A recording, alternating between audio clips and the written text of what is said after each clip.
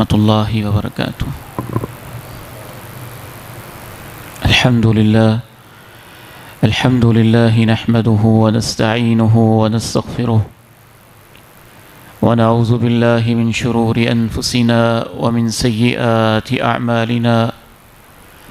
اشہد ان لا الہ الا اللہ وحدہ لا شریک له واشہد ان محمدا عبدہ ورسولہ صلی اللہ علیہ وعلی آلہ وصحبہ وسلم۔ یا ایہا الذین آمنوا اتقوا اللہ حق تقاتہ ولا تموتن الا وانتم مسلمون۔ یا ایہا الناس اتقوا ربکم الذی خلقکم من نفس واحدہ وخلق منها زوجها وبث منهما رجالا كثيرا ونساء واتقوا الله الذي تساءلون به والأرحام إن الله كان عليكم رقيبا۔ يا أيها الذين آمنوا اتقوا الله وقولوا قولا سديدا يصلح لكم أعمالكم ويغفر لكم ذنوبكم ومن يطع الله ورسوله فقد فاز فوزا عظيما۔ اللهم صل على محمد وعلى آل محمد كما صليت على إبراهيم وعلى آل إبراهيم إنك حميد مجيد۔ اللهم بارك على محمد وعلى آل محمد كما باركت على إبراهيم وعلى آل إبراهيم إنك حميد مجيد۔ رب اشرح لي صدري ويسر لي أمري واحلل عقدة من لساني يفقهوا قولي۔ اللهم انفعني بما علمتني وعلمني ما ينفعني وزدني علما، أما بعد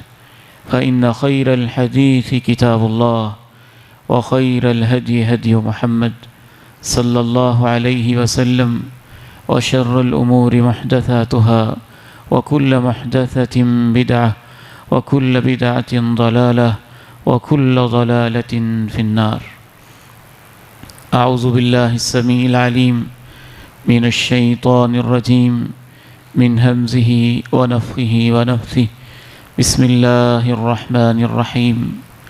والمؤمنون والمؤمنات بعضهم أولياء بعض، وقال عز من قائل سبحانه وتعالى إنما المؤمنون إخوة فأصلحوا بين أخويكم واتقوا الله لعلكم ترحمون۔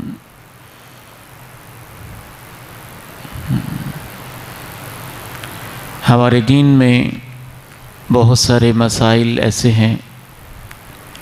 جو وقت کے ساتھ ساتھ ہمارے ذہنوں سے محو ہو گئے ہیں یا دھندلا گئے ہیں یا ہم نے ان کو بھلا دیا ہے، اور آہستہ آہستہ ہمیں لگتا ہی نہیں کہ وہ بھی دین کا حصہ ہیں، یا وہ بھی اللہ اور اللہ کے رسول علیہ الصلاۃ والسلام کی تعلیمات میں سے ہیں۔ ان میں سے ایک مسئلہ مسلمانوں کے آپس میں معاشرتی سماجی تعلقات ہیں۔ جدید دور میں خصوصاً شاید ہمیں کم محسوس ہو رہا ہے، لیکن ایک بہت بڑا فتنہ ہے جو ہمارے سروں کے اوپر منڈلا رہا ہے۔ اسلام آباد کے رہنے والے احباب یہ بتاتے ہیں کہ چار کنال کی کوٹھی کے اندر رہنے والا صرف ایک بزرگ ہے یا ایک جوڑا ہے۔ لاہور کے ماڈل ٹاؤن اور ڈیفنس کے بڑے بڑے گھروں کے اندر ہو کا عالم ہے، ویرانی ہے، خاموشی ہے، اور اندر ایک بوڑھا شخص یا ایک بوڑھی عورت تنہائی کی زندگی بسر کر رہے ہیں۔ اور تو اور یہ تنہائی بعض حوالوں سے اس حد تک خوفناک ہو چکی ہے کہ اب تو ایسے واقعات بھی مسلسل سننے میں آ رہے ہیں کہ وہ اپنے کمرے میں تنہا تھا یا تنہا تھی اور اکیلا ہی فوت ہوا یا فوت ہوئی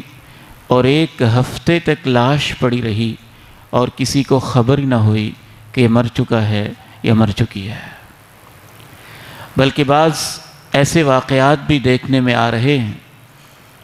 کہ 3 ہفتوں تک لاش کی خبر تک نہ ہو سکی، اور آپ نے بعض ایسے واقعات بھی ان دنوں میں دیکھے ہوں گے جو دل کے اوپر بڑا ایک گہرا نقش چھوڑ جاتے ہیں، اور خصوصاً نوجوانوں کے لیے بہت زیادہ سبق اور پیغام رکھتے ہیں۔ بعض ایسے اداکار اور بعض ایسی خاتون اداکارائیں سوشل میڈیا کے اوپر جن کے فالورز ملینز میں اور لاکھوں میں تھے، لیکن یہ صرف سوشل میڈیا کی دنیا میں تھے اور سکرین کے دوست تھے، یہ صرف انسٹا کے دوست تھے، یہ صرف فیس بک کے تعلقات تھے، یہ صرف وی لاگ کی فالوئنگز تھی، لیکن حقیقت کی دنیا میں وہ اکیلے ہی زندگی بسر کر رہے تھے۔ اور ان میں سے کتنے ہی ایسے لوگ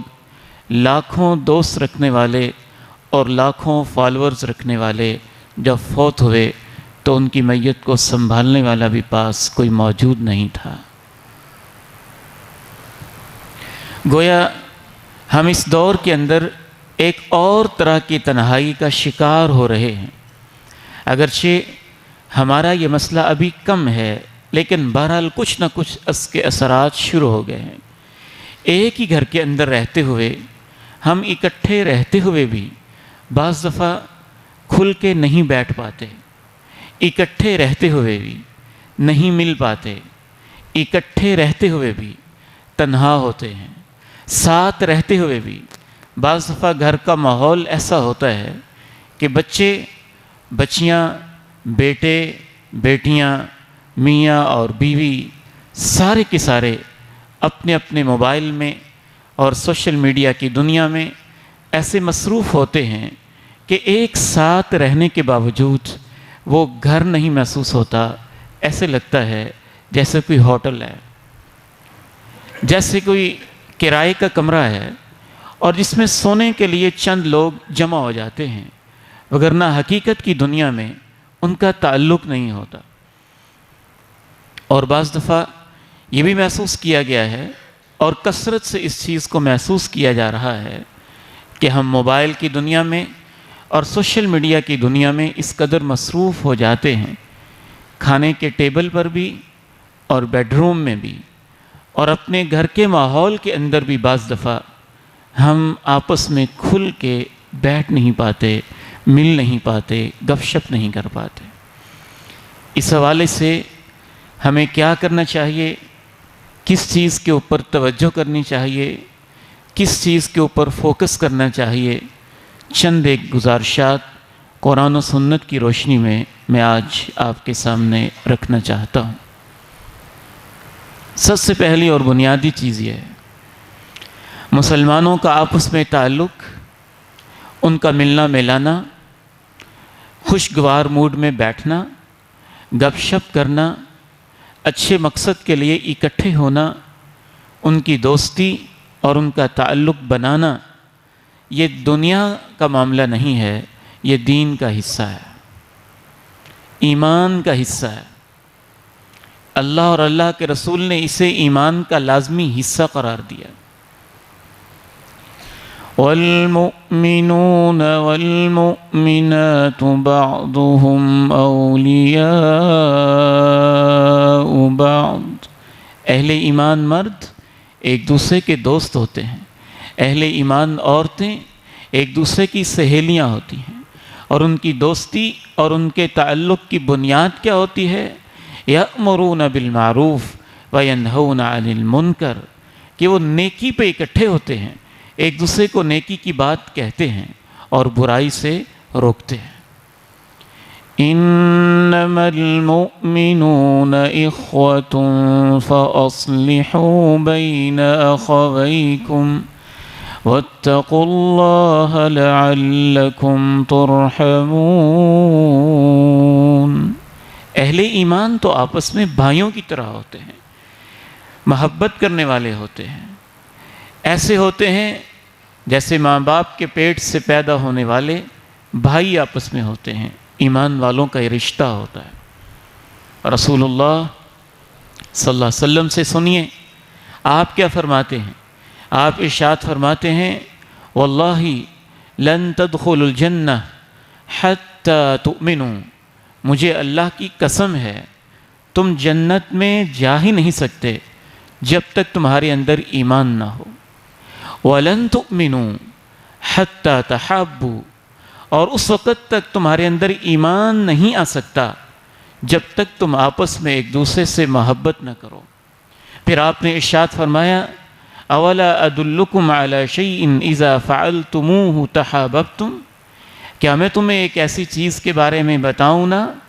کہ جب تم اسے کرو گے تو تمہاری محبتیں بڑھنے لگ جائیں گی۔ افشوا السلام بینکم، آپس میں ایک دوسرے کو کثرت سے سلام کہتے رہا کرو، آتے ہوئے السلام علیکم، دل سے اللہ تمہیں سلامت رکھے، جاتے ہوئے السلام علیکم، اللہ تمہیں سلامت رکھے، بازار میں گزرتے ہوئے السلام علیکم، اللہ تمہیں سلامت رکھے، ملاقات کے وقت السلام علیکم، اللہ تمہیں سلامت رکھے۔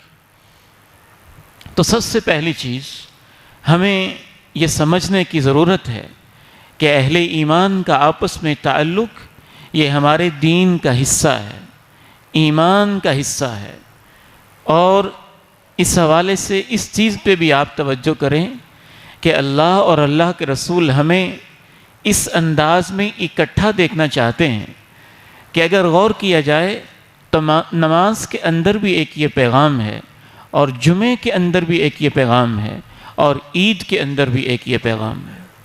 دیکھیے اللہ کی عبادت، اللہ کے سامنے رونا،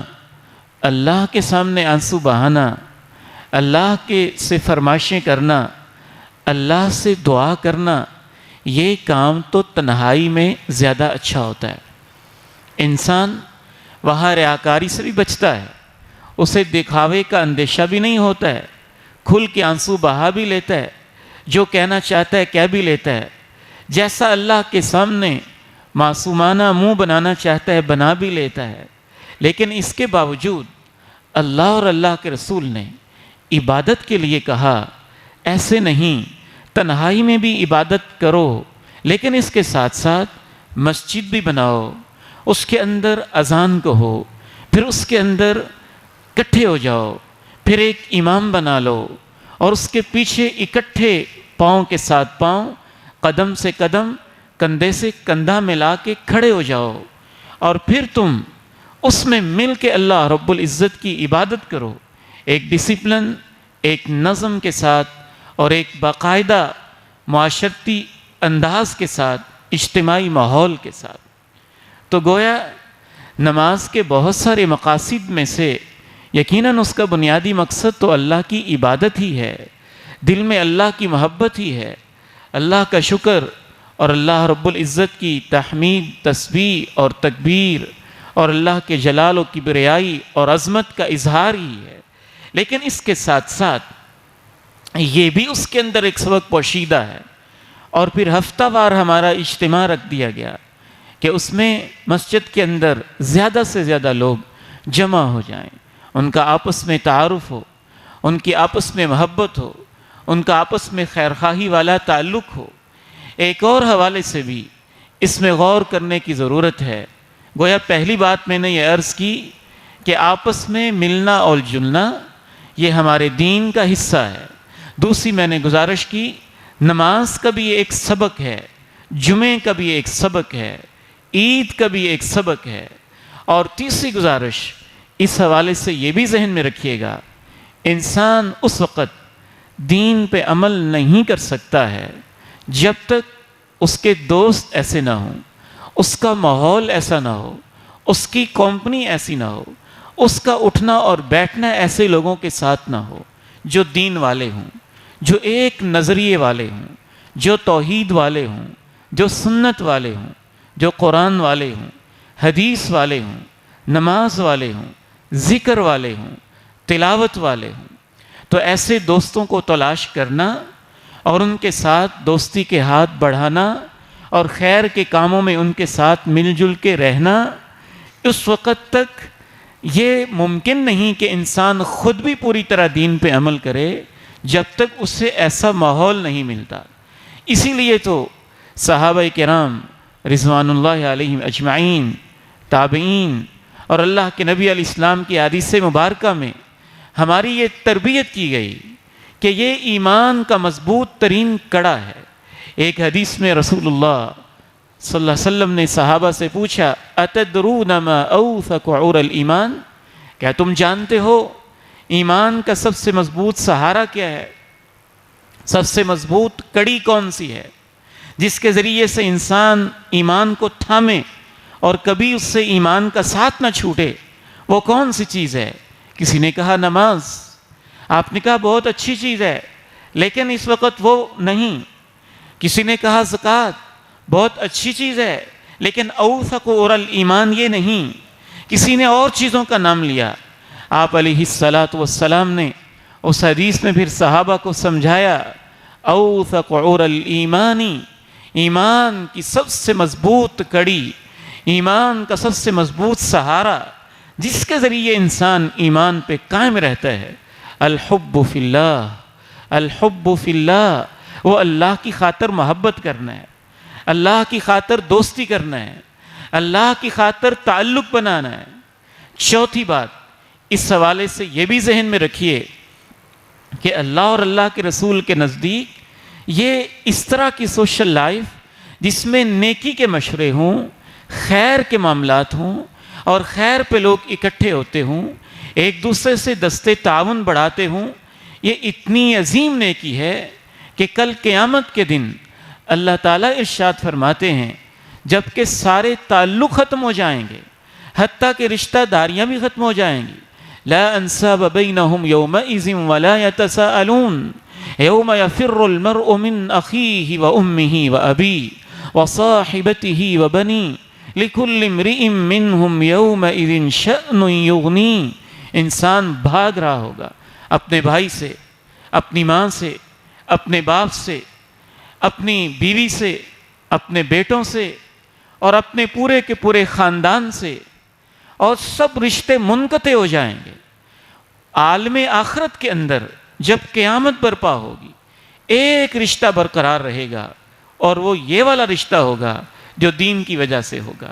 ایمان کی وجہ سے ہوگا، خیر کی وجہ سے ہوگا۔ اللہ تعالیٰ ارشاد فرماتے ہیں الاخلاء یومئذ بعضهم لبعض عدو الا المتقین، سارے ہی جگری دوست ایک دوسرے کے دشمن بن جائیں گے سوائے ان کے جن کی دوستیاں تقوی کی بنیاد پر تھیں، ایمان کی بنیاد پر تھیں، خیر کی بنیاد پر تھیں۔ ان سے یہ کہا جائے گا یا عبادی لا خوف علیکم اليوم ولا انتم تحزنون، اے میرے بندو تمہارے اوپر کوئی خوف نہیں ہونا چاہیے اور تمہیں ماضی کا کوئی غم نہیں ہونا چاہیے، بلکہ حدیث کو ساتھ میں لایا جائے تو یہاں تک معلوم ہوتا ہے کہ یہ ایمان اور تقوی کی بنیاد پہ دوستی کرنے والے، محبت کرنے والے لوگ اللہ کو اتنے پیارے لگتے ہوں گے کہ ان میں سے 70,000 لوگ وہ بھی ہوں گے جو باہوں میں باہیں ڈالے، ہاتھوں میں ہاتھ ڈالے، آخذ بعضهم بید بعض، یوں جڑ کے اور مل کے اکٹھے ہی اللہ کی جنت میں بغیر حساب کے داخل ہو رہے ہوں گے۔ جیسے دنیا میں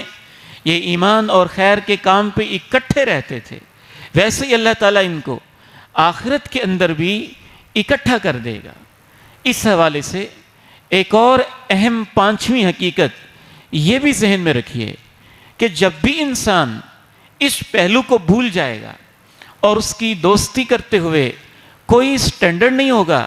کوئی معیار نہیں ہوگا، کوئی ضابطہ نہیں ہوگا، یا ضابطہ اور معیار ہوگا لیکن ایمان کے علاوہ کچھ اور ہوگا۔ ایمان معیار نہیں، معیار پیسہ ہوگا، معیار دولت ہوگی، معیار مفاد ہوگا، معیار کوئی عہدہ ہوگا، معیار کوئی لالچ بن جائے گی، یا معیار کوئی اور چیز بن جائے گی، حسن بن جائے گا، جمال بن جائے گا، یا کوئی معیار ہوگا ہی نہیں، بس ہر کسی سے ملنا ملانا زندگی کا مقصد صرف یہی رہ جائے گا اور ملنے ملانے کا کوئی معیار نہیں ہوگا۔ مشرک سے بھی، سکھ سے بھی، عیسائی سے بھی، ہندو سے بھی، بے دین سے بھی، بے نماز سے بھی ویسا ہی تعلق جیسے نمازی سے ہے۔ ذہن میں کوئی خاکہ، کوئی آؤٹ لائن، کوئی سٹینڈرڈ ہے ہی نہیں، کن کے ساتھ بیٹھنا ہے، کن کے ساتھ نہیں بیٹھنا، کن کو فرینڈ لسٹ میں شامل کرنا ہے، کن کو نہیں کرنا، کن کے رابطے میرے موبائل میں ہونے چاہیے، کن کے نہیں ہونے چاہیے، کن کے ساتھ تعلق بڑھانا ہے، کن سے نہیں بڑھانا، کن سے ہاتھ ملانا ہے، کن سے نہیں ملانا۔ جب انسان کے سامنے یہ کوئی معیار نہیں رہے گا تو یاد رکھیے آہستہ آہستہ خود انسان بھی ایسی دوستیوں کے چکروں میں پھنس جائے گا کہ خود وہ بندہ بھی ایمان سے محروم ہو جائے گا، اس کے اوپر ایمان پہ قائم رہنا مشکل ہو جائے گا، پھر وہ ویسا ہی بنے گا جیسا اس کا ماحول ہوگا۔ المرء علی دین خلیلہ فلینظر احدکم من یخالل۔ انسان کا لائف سٹائل وہی ہوتا ہے جو اس کے دوستوں کا ہوتا ہے، انسان کا رہن سہن ویسا ہی ہوتا ہے جیسے اس کے ملنے ملانے والوں کا ہوتا ہے، انسان کی ڈسکشن کا موضوع، گفتگو کا موضوع، دن رات کی ٹاکس وہی ہوتی ہیں جیسے ان کے دوستوں کی ہوتی ہیں، اس کے تبصرے، اس کے کمنٹس، اس کی سوچیں، اس کی پسند، اس کی ناپسند، اس کے تبصرے، اس کا سب کچھ ویسا ہی ہوتا ہے جیسے اس کی کمپنی اور ماحول کے اندر چل رہا ہوتا ہے۔ اور جس بندے نے کمپنی بناتے ہوئے، ماحول بناتے ہوئے کسی چیز کا خیال ہی نہیں رکھا تھا اور اس کے ماحول میں سارے بے دین اور بے ایمان اکٹھے ہو گئے تھے تو خطرہ ہے کہ وہ خود بھی ایک دن ایمان سے ہاتھ دھو بیٹھے گا اور بے ایمانی کے راستے پہ چل پڑے گا۔ بلکہ احادیث سے تو یہاں تک محسوس ہوتا ہے، قرآن مجید کی آیات بینات سے، جناب نوح علیہ السلام کے گھر میں پرورش پانے والا جو ان کا بیٹا تھا، اس کا ایک بہت بڑا مسئلہ یہی تھا کہ اس کی دوستی، اس کی کمپنی جب بدلی تو ایسا بدلا، اس پیغمبر کی آغوش میں آنکھ کھولنے والا اور پیغمبر کے گھر کی تربیت پانے والا دوستی کے بدل جانے کی وجہ سے ایسا بدلا اور پٹڑی سے ایسا اترا اور راہ راست سے ایسا بھٹکا کہ پھر جب سیلاب کو بھی آتا دیکھ لیا، لوگوں کو غرق ہوتے دیکھ لیا اور پھر بھی اپنے دوستوں کے پاس ہی رہا، اور جناب نوح نے اس کو آوازیں دے دے کے کہا،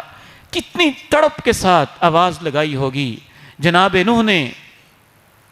وَنَادَى نُوحٌ ابْنَهُ وَكَانَ فِي مَعْزِلٍ يَا بُنَيَّ ارْكَبْ مَعَنَا، بیٹے میرے ساتھ آ جاؤ، ہمارے ساتھ آ جاؤ، وَلَا تَكُن مَعَ الْكَافِرِينَ، ان کی دوستی چھوڑ دو، ان کا ساتھ چھوڑ دو، ادھر آ جاؤ، میری کشتی میں سوار ہو جاؤ۔ شاید اس نے سوچا بھی ہوگا کہ چلا ہی جاتا ہوں، اور جب اس نے سوچا ہوگا چلا جاتا ہوں، میرا خیال اور احساس یہ کہتا ہے، پھر اس کے دوستوں نے اس کو تانا دیا ہوگا، اچھا اب ہمیں چھوڑ کے جا رہے ہو، اب تم بھاگ رہے ہو، اب ابو کی طرف جا رہے ہو، اب تم ان کی طرف بڑھ رہے ہو، اب اس موقع کے اوپر ہمارا ساتھ چھوڑ رہے ہو۔ پھر اس نے کہا ہوگا ساوی الی جبل یعصمنی من الماء، ابا جان کوئی مسئلہ نہیں ہے، سیلاب آتا ہے آنے دوں، لوگ ڈوبتے ہیں ڈوبنے دیں، اور میں تو یہ چوٹی نظر آ رہی ہے پہاڑ کی، ابھی اس تک پہنچ جاؤں گا اور بچ جاؤں گا۔ قال لا عاصم اليوم من امر اللہ، بیٹے آج اللہ کا عذاب آ رہا ہے اور اس سے کوئی بچانے والا نہیں ہے۔ اس کے باوجود دوستی جب انسان کی خراب ہو جاتی ہے، محفل خراب ہو جاتی ہے، تو اس کی واپسی مشکل ہو جاتی ہے۔ اسی لیے اہل علم نے ایک آج کے خطبہ جمعہ کے حوالے سے جو بات سمجھائی ہے، ایک چھٹی بات یہ بھی ذہن میں رکھیے، اگر انسان نادانی میں ایسی دوستی کر بیٹھا ہے، ایسا ماحول بنا بیٹھا ہے، ایسے کانٹیکٹس بڑھا بیٹھا ہے اور ایسی فرینڈ لسٹ میں اضافہ کر بیٹھا ہے اور اپنے موبائل کو ایسے تعلقات سے بھر چکا ہے، تو اس کا کیا حل ہے؟ یہ بات سمجھنے کی ہے۔ اس کا حل ہے واپس آ جائے، واپس لوٹ آئے، چھوڑ دے تعلق، کوئی مشکل کام تو نہیں ہے، تعلق تو اللہ ہی کا چلنے والا ہے، ٹوٹ تو جانا ہی ہے ایک دن، تو دنیا میں توڑ دے، آخرت میں وگرنہ پہ ٹوٹے گا تو بڑی ندامت اٹھانی پڑے گی۔ جب موت کے وقت اس کو دوستیاں یاد آئیں گی، پھر آہیں بھرے گا، حسرت کرے گا، اپنے ہی اوپر غصہ بھی کرے گا، پچھتاتا ہی رہ جائے گا، اور دنیا میں اگر وہ تعلق کو توڑ کے اچھے تعلق میں اپنے آپ کو ڈھال لے گا تو یہ اس کے لیے خوش بختی ہوگی، خوش نصیبی کی علامت ہوگی۔ اور یہی وہ مسئلہ ہے جو اللہ کے پیارے نبی علیہ السلام نے ہمیں ایک حدیث میں انڈائریکٹ سمجھایا ہے۔ وہ جو 100 انسانوں کا قاتل تھا، اور جب عالم ربانی نے اس کو فتویٰ دیا تھا اور سمجھایا تھا تو یہ بھی کہا تھا کہ تیرے قتل کی توبہ ممکن ہے، تیرے لیے بھی توبہ کے دروازے کھلے ہیں، لیکن اس کا راستہ یہ ہے کہ اس بستی کو چھوڑ دے۔ تو اس بستی کو چھوڑنے کا مطلب کیا تھا؟ اس میں ایک یقیناً مطلب یہی تھا کہ قتل بندہ اکیلا نہیں کرتا ہے، کوئی مخبری کرتا ہے، کوئی اوزار دیتا ہے، کوئی ساتھ دیتا ہے، کوئی لاش کو ٹھکانے لگاتا ہے، کوئی کمپنی ہوتی ہے، کوئی گینگ ہوتی ہے، اور پھر 100 بندوں کو قتل کرنا یہ بھی اکیلے بندے کا کام تو نہیں ہوگا نا۔ وہاں اس کا ایسا ماحول ہوگا، ایسی گینگ ہوگی، ایسی دوستی ہوگی، اور ایسی بری صحبتیں ہوں گی جنہوں نے مل جل کر 100 سہاگنوں کے سہاگ لوٹے ہوں گے، اور ہزاروں بچوں کو سروں سے ان کے باپوں کو چھین کے اور سائے کو چھین کے ان کو یتیم کیا ہوگا۔ اب اس کو سمجھ آئی کہ میں توبہ کرنا چاہتا ہوں، تو اس عالم ربانی نے اسے فتویٰ دیا۔ اگر وہ عالم کا فتویٰ ہوتا تو اتنا مضبوط نہ ہوتا، لیکن وہ عالم کا فتویٰ اللہ کو اتنا پسند آیا کہ اللہ نے اپنے پیغمبر کو وحی کے ذریعے بتایا، اور اللہ کے پیغمبر کو اتنا پسند آیا کہ اللہ کے پیغمبر نے اپنی امت کو بتا کے اس فتوے کے اوپر اپنی مہر تصدیق لگا دی۔ تو پھر وہ اس عالم کا فتویٰ نہ رہا، وہ تو پیغمبر کی حدیث ہو گئی، پیغمبر کی سنت ہو گئی۔ اس نے کہا تیری توبہ قبول تو ہو جائے گی، لیکن اس محفل کو چھوڑ دے، اس گاؤں کو چھوڑ دے۔ گویا بعض دفعہ انسان کو اتنی قربانی بھی دینی پڑتی ہے کہ اس گاؤں میں رہتے ہوئے اس کے لیے وہ دوستی چھوڑنا مشکل ہے، تو گاؤں کو چھوڑ دے، دفع کر دے ایسے لوگوں کو، اور ان سے اپنی جان چھڑائے۔ کہا گاؤں کو چھوڑ دے، اور ہاں وہ نیک لوگ ایک جگہ پہ رہتے ہیں ان کے پاس چلے جاؤ، اور اللہ کو اس کا جانا اتنا پسند آتا ہے، ابھی پہنچا بھی نہیں ہے، چل پڑا ہے، عزم کر لیا ہے، ارادہ کر لیا ہے، راستے میں موت ہو جاتی ہے، اور اللہ رب العزت اس کی اس چھوڑنے کو، اس نیت کو، اور نیک لوگوں کی صحبت میں جانے کے ارادے کو، اور نیک لوگوں کی بستی کی طرف سفر کو بھی اتنا پسند کرتے ہیں کہ اللہ اس کی زندگی بھر کے گناہوں کو معاف کر کے جنت والے فرشتے اس کے لیے پسند فرما لیتے ہیں، اور انہی کا فیصلہ اس کے لیے فرما دیتے ہیں، جیسا کہ ساری تفصیلی حدیث آپ نے سنی ہوئی ہے۔ اس حوالے سے ایک آخری اہم بات کی طرف بھی میں توجہ دلانا چاہتا ہوں، وہ بھی اس سے کچھ کم اہم نہیں ہے۔ اللہ کی خاطر تعلق، اللہ کی خاطر ملنا ملانا، اللہ کی خاطر تعلقات بنانا، یہ اللہ اور اللہ کے رسول کو اتنا پسند ہے۔ رسول اللہ صلی اللہ علیہ وسلم ارشاد فرماتے ہیں، ادرج اللہ رب العزت نے ایک فرشتے کو بھیجا کہ فلاں شخص ہے، وہ ایک بستی میں جا رہا ہے، اور تم جا کے اس کے راستے میں بیٹھ جاؤ۔ وہ اس کے راستے میں بیٹھ گیا، اور جیسے ہی وہاں سے وہ گزرا، ارصد اللہ علی مدرجتہ ملکا، تو فرشتہ سامنے آ گیا۔ یہ اللہ جانتا ہے کیسے سامنے آیا، انسانی شکل میں سامنے آیا ہوگا۔ سامنے آیا، اور سامنے آ کے اس نے کہا کہاں جا رہے ہو؟ اس نے کہا اس گاؤں میں جا رہا ہوں۔ کہا کس لیے جا رہے ہو؟ کہا ملنے جا رہا ہوں۔ کہا اس سے کوئی کام ہے؟ کہا کوئی کام نہیں ہے۔ هل له عليك من نعمة تربها علی، اس نے تیرے اوپر کوئی نیکی کی ہے شکریہ ادا کرنے کے لیے یا مزید لینے کے لیے جا رہے ہو؟ اس نے کہا نہیں، ایسی بھی کوئی بات نہیں ہے۔ تو پھر کیوں جا رہے ہو؟ اللہ کی خاطر ملنے کے لیے جا رہا ہوں۔ تو اس فرشتے نے کہا انی رسول اللہ الیک، آج مجھے اللہ نے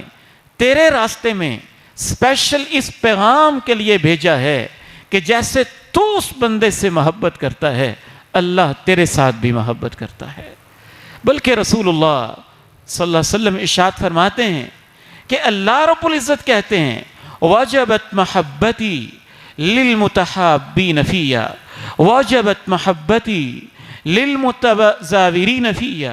وجبت محبتی للمتبازلین فیہ، وہ لوگ جو میری خاطر محبت کرتے ہیں، میرے اوپر ضروری ہو جاتا ہے کہ میں بھی ان سے محبت کرتا ہوں، جو میری خاطر ملاقات کرتے ہیں میں بھی ان سے محبت کرتا ہوں، میری محبت ان کے لیے لازم ہو جاتی ہے۔ پھر اللہ کہتے ہیں جو میری خاطر ایک دوسرے کے کام آتے ہیں، میری محبت بھی ایسے لوگوں کے لیے واجب اور لازمی ہو جاتی ہے۔ کل قیامت کا دن ہوگا، انسانیت جمع ہوگی، اور دو منظر ایسے ہوں گے جو انہی لوگوں کے لیے خاص ہوں گے، اور اللہ نے پتہ نہیں ان کا کیا مقام رکھا ہوگا۔ اللہ کے نبی علیہ السلام ارشاد فرماتے ہیں، آپ یوں ایک مجلس میں بیٹھے تھے تو آپ نے ارشاد فرمایا اللہ کے کچھ بندے ایسے ہوں گے ما ہم بانبیاء ولا شہداء یغبطہم النبیون والشہداء، وہ خود نبی نہیں ہوں گے اور شہید بھی نہیں ہوں گے، لیکن اللہ ان کو روز محشر ایسے مقام پہ بٹھائے گا کہ نبی اور شہید بھی ان کو دیکھ کے رشک کر رہے ہوں گے کہ یہ کتنے اونچے بندے ہیں، یہ کیسے مقام پہ بیٹھے ہیں، اللہ نے ان کو کیا شان دی ہوئی ہے۔ ایک اعرابی پیچھے کر کے اللہ کے پیارے نبی کی مجلس میں بیٹھا تھا تو سیدھا ہو کے بیٹھ گیا اور یوں زیادہ توجہ سے پوچھنے لگا، اے اللہ کے پیارے نبی علیہ السلام یہ کون لوگ ہوں گے؟ تو آپ علیہ السلام نے ارشاد فرمایا یہ وہ لوگ ہوں گے جن کا ایک خاندان نہیں تھا، جن کی ایک برادری نہیں تھی، جن کا آپس میں کوئی مشترکہ مفاد نہیں تھا، صرف یہ اللہ کے دین کی خاطر ایک دوسرے سے محبت کرنے والے اور ایک دوسرے سے تعلق کرنے والے ہوں گے، اور اللہ ان کو اس قدر اونچا اور عالی مقام عطا فرمائے گا۔ ایک اور حدیث میں رسول اللہ صلی اللہ علیہ وسلم ارشاد فرماتے ہیں کل قیامت کے دن اعلان کیا جائے گا این المتحابون فیہ، وہ لوگ کہاں ہیں جو میری خاطر ایک دوسرے سے محبت کرتے تھے۔ اللہ خود جانتے ہیں، اللہ کو پوچھنے کی ضرورت تو نہیں ہے، اللہ تو جانتے ہیں۔ تو میدان محشر میں اللہ کی طرف سے یہ اعلان کیوں کروایا جا رہا ہے؟ تاکہ ان کو پروٹوکول ملے، اور جب میدان محشر میں ان کو سامنے لایا جائے اور اللہ کی طرف سے یہ اعلان ہو رہا ہو تو لوگوں کو پتہ چلے کہ یہ کوئی اسپیشل لوگ ہیں، یہ کوئی خاص لوگ ہیں، اسی لیے اعلان کروایا جائے گا۔ اور پھر جب وہ کھڑے ہوں گے تو اللہ رب العزت ان سے کہیں گے آج میں تمہیں اپنے عرش کے سائے کے اندر جگہ دینا چاہتا ہوں۔ اسی وجہ سے ایک اور حدیث میں رسول اللہ صلی اللہ علیہ وسلم نے یہ بھی ارشاد فرمایا سبعۃ یظلھم اللہ فی ظلہ یوم لا ظل الا ظلہ، 7 انسانوں کو اللہ اپنے عرش کا سایہ دے گا، اور ان میں سے 2 وہ ہوں گے رجلان تحابا فی اللہ اجتمع علیہ وتفرقا علیہ، وہ 2 بندے جن کی محبت اللہ کی خاطر تھی، وہ اللہ کی خاطر جمع ہوتے تھے اور اللہ کی خاطر ایک دوسرے سے جدا ہوتے تھے۔ بلکہ آخری بات یہ بھی آپ کے سامنے عرض کر دوں، شروع میں بھی میں نے جیسے عرض کیا تھا، ایمان کا حصہ ہے اللہ کی خاطر تعلق بنانا، اللہ کی خاطر محبت کرنا، اللہ کی خاطر ملنا اور ملانا۔ رسول اللہ صلی اللہ علیہ وسلم ارشاد فرماتے ہیں ثلاث من کن فیہ وجد بہن حلاوت الایمان، اگر تمہیں ایمان کی لذت چاہیے کہ تمہیں ایمان کا ذائقہ ملے تو اس کے لیے اپنے اندر 3 چیزیں تمہیں پیدا کرنی ہوگی، اور ان میں سے ایک چیز آپ نے ارشاد فرمایا وَأَن يُحِبَّ الْمَرْءَ لَا يُحِبُّهُ إِلَّا لِلَّهِ، انسان کسی سے تعلق بنائے صرف اللہ کی خاطر، صرف اللہ کی خاطر، تو یہ اس طرح کا تعلق بنانے والا اللہ رب العزت اس کو ایمان کی حلاوت دیتا ہے، ایمان کی مٹھاس دیتا ہے۔ اس حوالے سے ہمیں اس پہلو پہ توجہ کرنی ہوگی۔ یقیناً موبائل، سوشل میڈیا، فیس بک، انسٹا، یہ جو بھی ٹولز ہیں ان کے فوائد بھی ہیں، یہ ہماری ضرورت بھی ہیں، یہ ہماری مجبوری بھی ہیں۔ فاصلے بھی سمٹے ہیں، آسانیاں بھی ہوئی ہیں، رابطے بھی بڑے ہیں، اور خیر کے بھی بہت سارے پہلو ہیں، خیر کے بھی چینلز ہیں، خیر کی بھی باتیں ہیں جو ان پہ نشر ہوتی ہیں، اور اس لیے ان کے استعمال میں بنیادی طور پہ یہ ایک آلہ ہے جو اچھائی کے لیے بھی استعمال کیا جا سکتا ہے اور برائی کے لیے بھی استعمال کیا جا سکتا ہے۔ ایسے ہی جیسے ایک انسان ایک چاقو یا چھری استعمال کرتا ہے،